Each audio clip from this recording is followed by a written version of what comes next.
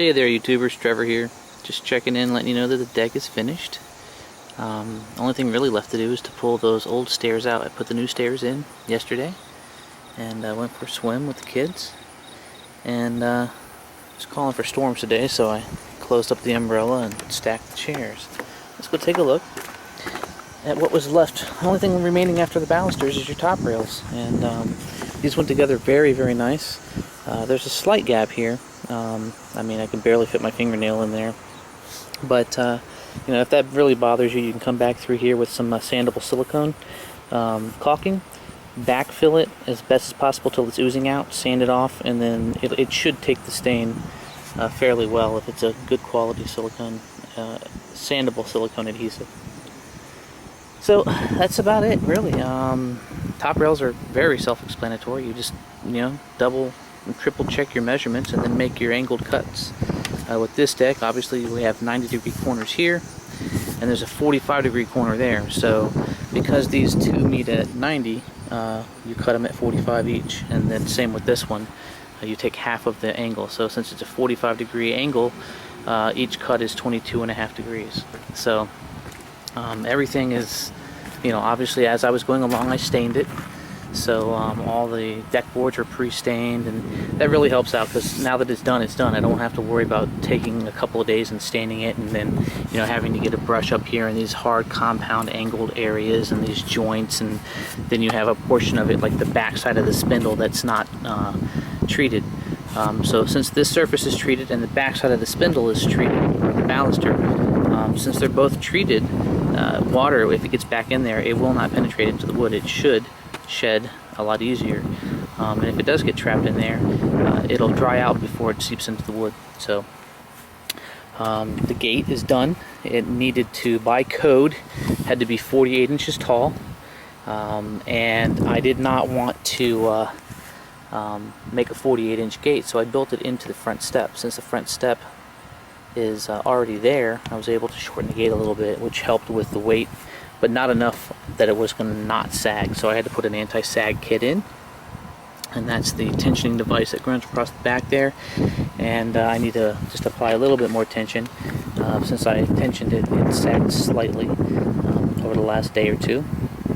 But it does work. It does not keep your toddlers from knowing how to use it. I asked my son the other day, my 4-year-old, can you go open the gate? And sure enough, he walked up, took his hand through the baluster, and opened it right up.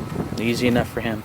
It's not up to the government to protect me from myself, mainly because their code would not keep my child safe. It's up to me to do that. So when I built this, I took that in mind, and you can see I notched the catch for the gate, okay, into the post.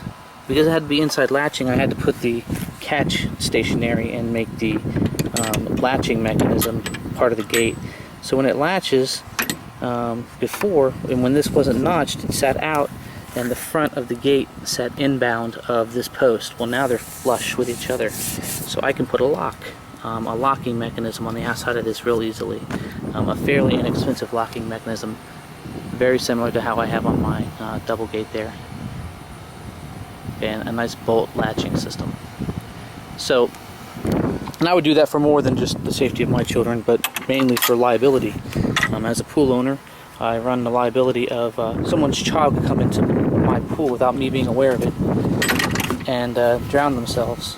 So I have to put forth my due diligence as a pool owner to assure that doesn't happen. So putting a lock on the outside of this gate is paramount. That's how we've ran the old system.